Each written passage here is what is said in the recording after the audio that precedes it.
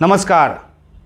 तो तालिबान न सिर्फ काबुल शहर में घुस चुका है बल्कि उसका कब्जा वहां के प्रेसिडेंशियल पैलेस पर भी हो गया है। इस बात का दावा तालिबान की तरफ से किया गया है। राष्ट्रपति अशरफ गनी के इस्तीफे की खबर के बाद और फिर उनके देश छोड़ने की जानकारी के बाद स्थिति ज़्यादा जटिल हुई, ये जानकार बताते हैं। और ये भी कहा जा रहा है कि इससे पहले कि ट्रांजिशनल गवर्नमेंट को लेकर कोई बात होती, किसी शांति समझौते तक पहुंचा जाता, जो कि बातचीत दोहा जाकर होनी थी, उससे पहले ही अशरफ गनी का देश छोड़ देना स्थिति को और जटिल कर गया और समय से पहले ही जो काबुल है वो तालिबान के कब्ज़े में आ गया।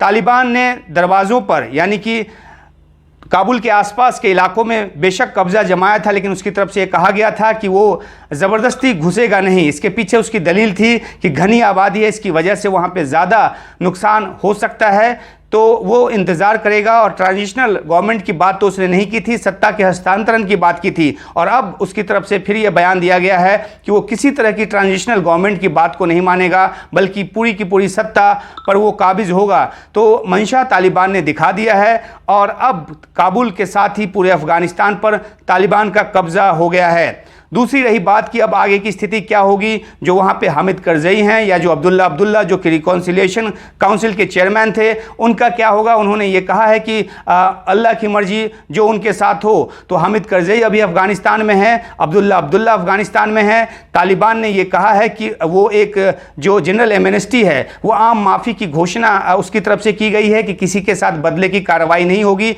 चाहे वो अफगान की सेना के जवान हो, अफसर हों या फिर सत्ता में जो शामिल रहे अब तक उनके साथ। लेकिन तालिबान अपनी बातों से मुकरने के लिए जाना जाता है। शहर में घुसते ही तालिबान के लड़ाकों ने जिस तरह की फायरिंग शुरू की, सेलिब्रेशन फायरिंग उसे कहा जा रहा है वहाँ पे, और काबुल जो है इस सेलिब्रेशन फायरिंग से गूंज रहा है। ये भी खबर आई कि वहाँ पे कई लोग इसमें ज़ख्मी भी हुए हैं, हालांकि इनकी तादाद बाद में निकलकर सामने आएगी या हो सकता है कि ना भी आए, क्योंकि अब वहाँ पर जो कुछ भी जानकारी, जो कुछ भी सूचना होगी वो तालिबान के ज़रिए बाहर आएगी और वो ये नहीं चाहेगा कि किसी तरह से उसकी बदनामी हो।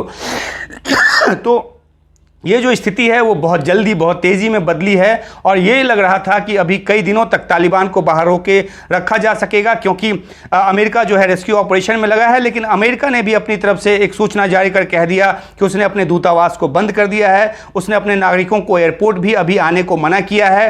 तो जिस तेज़ी से सिचुएशन डिटोरिएट किया है, ऐसे में तालिबान का मनोबल और ज़्यादा बढ़ गया और जिस तरह से माइंड गेम और या जिस तरह का दबाव का तरीका उसने अपनाया काबुल के बाहर पहुंचकर, तो लगता है कि वो काम कर गया। बहुत सारे जो देश हैं उन्होंने अपने एम्बेसीज़ को पूरी तरह से खाली कर दिया है। जो कुछ भी वहाँ पे बचे हुए हैं वो भी अपने राजनयिकों को बाहर निकालने की कोशिश में है। तो अब अगला 12 से 24 घंटा फिर से अहम है इस बात को लेकर कि तालिबान के शहर में घुस जाने के बाद किस तरह से वो बर्ताव करता है, किस तरह से वो राजनयिक जो कि वहाँ पे अभी भी हैं अलग अलग देशों के, उनके साथ पेश आता है और किस तरह से सुरक्षा के जो हालात हैं वो वहाँ पे बने रहते हैं या ख़राब होते हैं। जाहिर सी बात है कि जब तालिबान आ गया है तो सुरक्षा के हालात ख़राब होंगे। लोगों में डर, आशंका, संशय के बादल पहले से थे। कुछ लोग तालिबान के डर से ज़रूर उनके साथ होते नज़र आ रहे हैं और होते नज़र आएंगे, लेकिन तालिबान ने जिस हिंसा के ज़रिए पीछे भी अपनी सत्ता चलाई थी, जिस अत्याचार के बूते उसने अपने आप को, अपना रिट जो है वो स्थापित किया था, लोगों की जहन में वो याद आज भी है।